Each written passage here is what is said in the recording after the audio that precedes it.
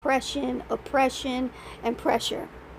Then as this python spirit becomes tighter, there's discouragement, factions, division, and other strong spirits that work with the python spirit are beguiling, deceive, allure, entice, seducing spirits like lust, greed, pride, the spirit of Jezebel, controlling and manipulating spirits. The python spirit enters through practice of witchcraft, whether it's knowingly or unknowingly, divination, working with kundalini, and where there is a python spirit, there is a Jezebel spirit, and where there is a Jezebel spirit, there is a following and submissive Ahab spirit. And there are 3 very powerful families of spirits that work against churches, families, and individuals. And they are the python spirit, Leviathan, and Pharaoh.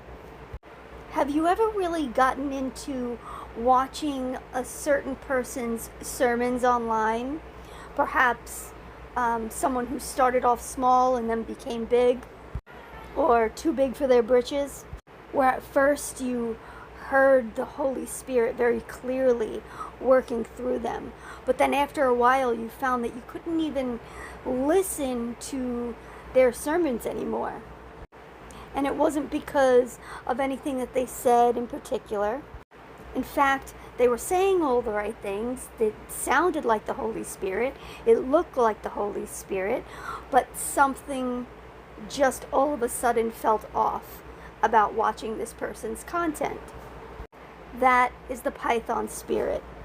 Just like Paul knew that the girl following him in Acts was saying all the right things, she was telling the truth, yet the spirit behind her was false.